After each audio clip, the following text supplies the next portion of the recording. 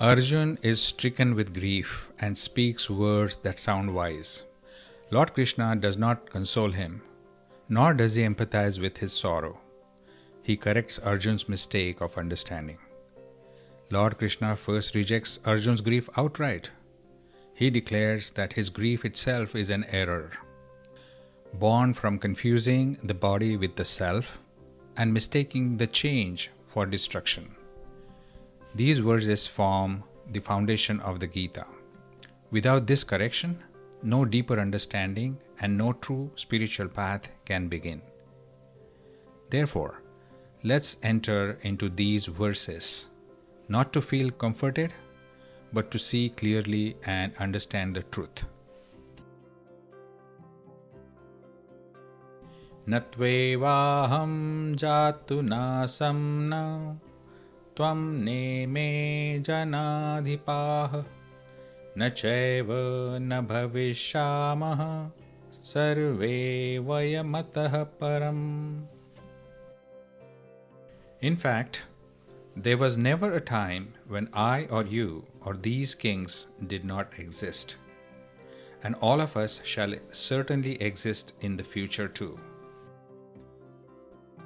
The real is always existent. People think that I did not exist before my incarnation, and you and these kings were also non-existent before our birth. But that is not so. All of us certainly existed, because the real is always existent, unaffected by time, place, and circumstances. You and I have taken many births. I know them all, while you don't know. In the future, the bodies will not remain the same, and one day they will perish.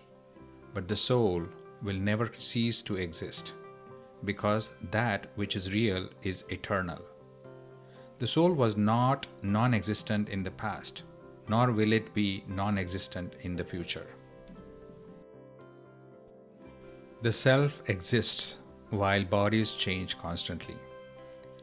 During deep sleep, even though the body and mind are inactive, a person knows that he exists before sleep and after sleep, and that existence continues.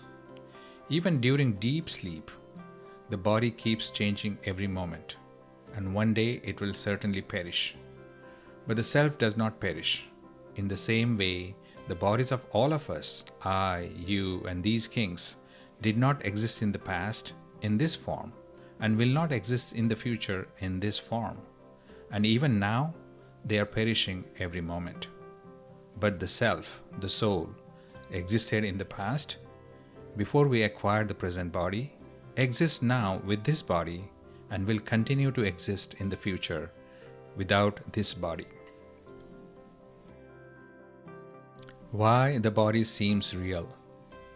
A question naturally arises. If the body did not exist in the past and will not exist in the future, why does it appear to exist now in the present? The answer is the five senses, mind and intellect, through which we perceive, and the worldly objects that are perceived, both are perishable and changing every moment. The self, the soul, by identifying itself with what is seen, appears to become the seer. In reality, the self is not a seer. The apparent seer comes into existence only because of the affinity between three things: the self, the soul, the instruments of the perceptions, which are five senses, mind, intellect, and the objects that are perceived. When these three are connected, the entity of an onlooker arises.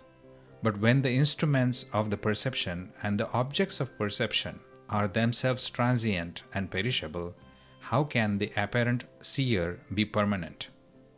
This so-called seer exists only as long as the affinity remains. When this affinity breaks, when the self, the soul, no longer identifies itself with the senses and the seen, the apparent seer fades away. What remains then is the self alone, the unchanging, unattached, and ever-existent soul. We all are one ever-existing entity of God. Lord Krishna declares, I as Krishna, you as Arjun, and all these people as kings, these identities did not exist in the past and will not exist in the future. But all of us, as the ever existent reality, did exist in the past and will continue to exist in the future. What does this mean? It means that Krishna, Arjun, and these kings are different as bodies, but they are the same as the self, the soul. In truth, there is nothing other than one ever existent entity, that which is real and eternal. It was never non-existent in the past and will never become non-existent in the future. The entity of God and the entity of the embodied soul are one and the same. In the words is and am, there is only one pure consciousness. The difference appears because of the word I, the ego. Because of this I, we say I am. If the affinity for this I disappears, then I am also disappears, and only is remains. That is, pure consciousness, not the body, is our true identity. For the soul, there is no past, present, or future. Just as events of the past and the future appear distant to us, in the same way, even the events of the present are distant. Why is this so? Because we, the self, have no connection with time. Only the body has connection with the past, the present, and the future. The self has no connection with the past, no connection with the future, and no connection with the present either. When the self has no connection with any of these three, what difference can there be between the past, the present, and the future for the self or the soul? These three belong to time, and time has divisions. Time is divisible. The self or the soul is eternal and indivisible. The self, the soul, transcends time. It is only when we regard the body as the self that differences appear as past, present, and the future. In reality, for the self, which is eternal, the past, the present, and the future do not exist at all. Dehinosmin yatha dehe kaumaram yauvanam jara tatha dehantara praptira dhirastatra namuyyati. Just as childhood, youth, and old age, changes in this physical body do not affect the soul, likewise, the passing of the soul from one into another body does not affect the soul in the least. Knowing this, the wise are never deluded or disturbed. Change belongs to the body, not to the self or the soul. Just as we do not grieve when the body passes through childhood, youth, and old age, in the same way we should not grieve when the soul transitions from one into another body. Childhood, youth, and old age are only different stages of the physical body. Similarly, taking another body after death is only a stage for the soul and for the subtle and causal bodies. If we observe carefully and with right understanding, we will see that the body does not change only at these stages. It is changing every moment. In the same way, the subtle body and the causal body are also changing every moment. Change belongs to the bodies. The self remains untouched and constant. There are three types of bodies: the physical body, called Sthul Sharir, the subtle body, called Sukshma Sharir, and the causal body, the Karan Sharir. Physical body is made up of 5 elements: earth, water, fire, air, and space, arranged in a form, and therefore it is visible, tangible. It is born, grows, decays, and dies. It is an instrument of action in the external world. The subtle body, Sukshma Sharir. It is not visible. It consists of 5 senses of perception: vision, sound, smell, taste, and touch.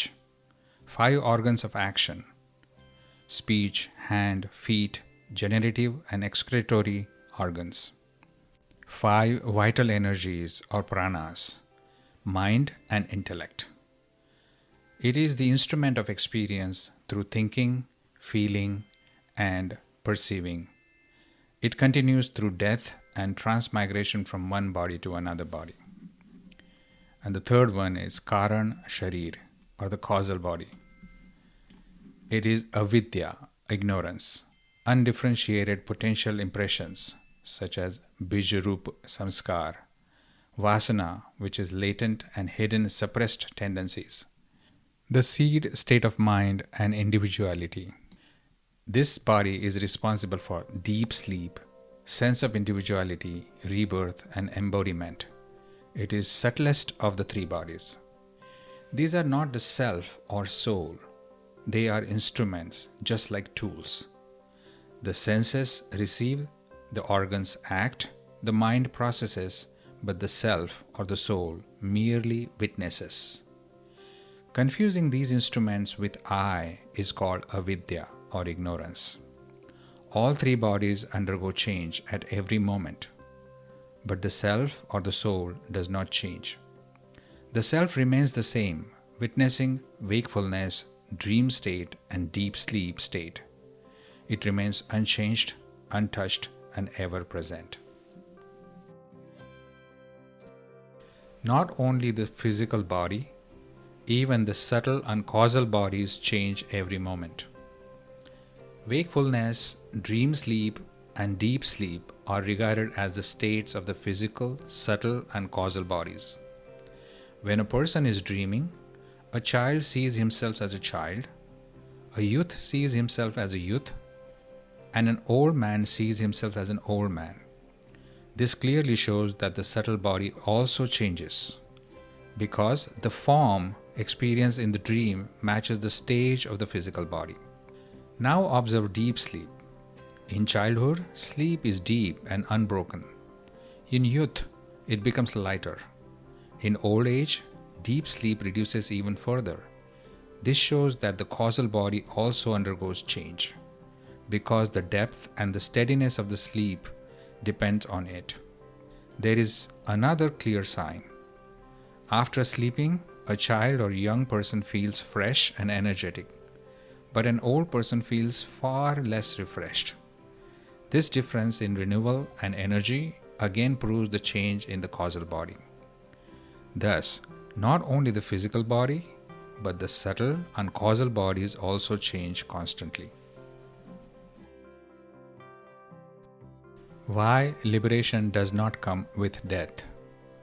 The soul leaves the physical body at death to assume another body, but the subtle and causal bodies are carried forward with the soul until liberation is attained.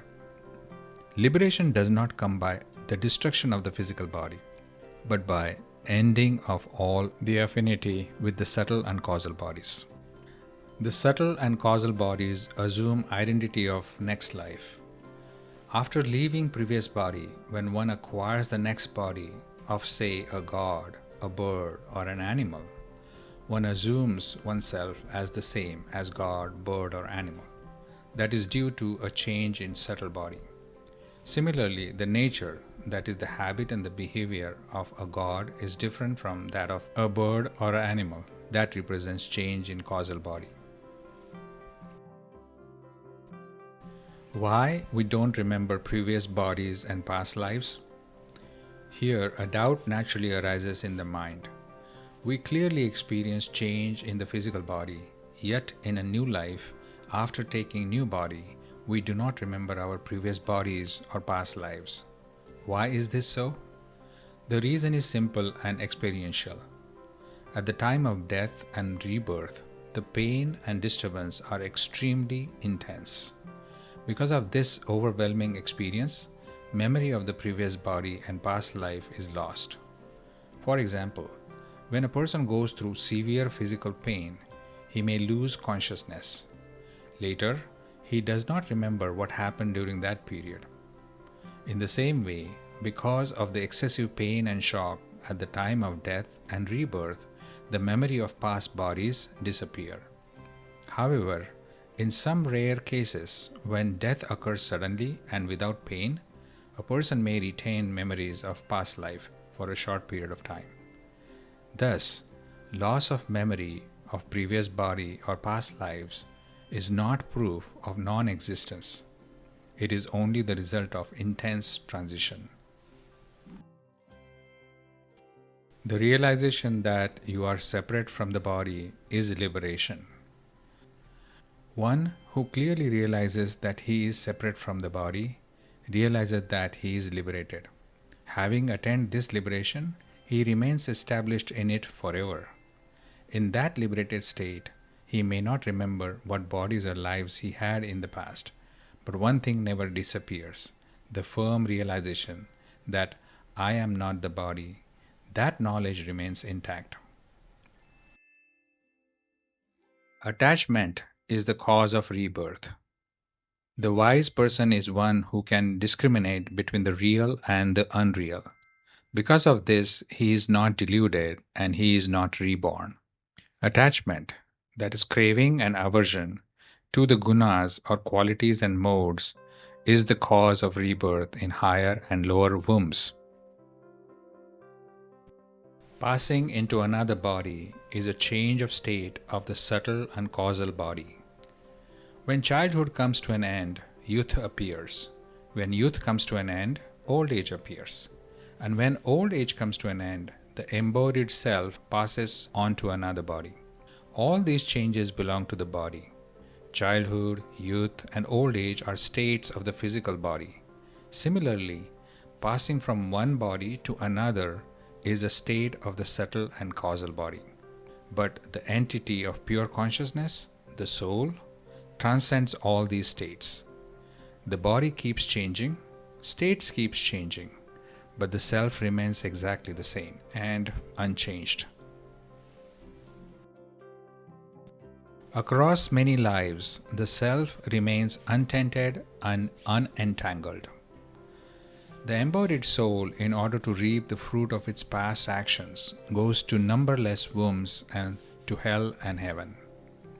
This occurrence proves that 84 lakh forms of life are lived, heaven and hell are experienced, but the self ever remains the same.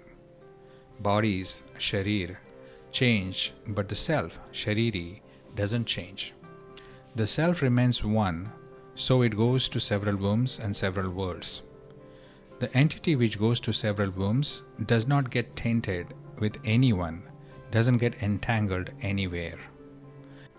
If it would get tainted and entangled somewhere, then who will reap the fruit in 84 lakh forms of life? Who will go to heaven and hell? Who will attain salvation? When there is no attachment, salvation is spontaneous. Birth and death are not traits of our soul, but are the traits of our body. Our self, the soul, is beginningless and endless, within which several bodies are born and they die. Just as we change many clothes, yet by changing clothes, we ourselves do not change. We remain the same person.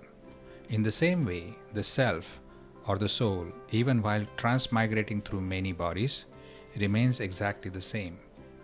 Bodies change, the self or the soul does not. Our freedom and detachment are not achievements. They are already present. They are self-evident, natural, and inherent, only hidden by our mistaken identification with the body. Our life does not depend on any particular body, because the self, the soul, is detached from the body by nature. Even while passing through many bodies, it remains exactly the same. But when we assume attachment to the body, we are compelled to take birth again and again. This assumed attachment does not stay, but we go on attaching ourselves to other things and persons, and developing craving and aversions to things. If we don't get attached to them, then liberation is not something to be achieved later. At that realization, detachment, independence, and liberation is self-evident and spontaneous.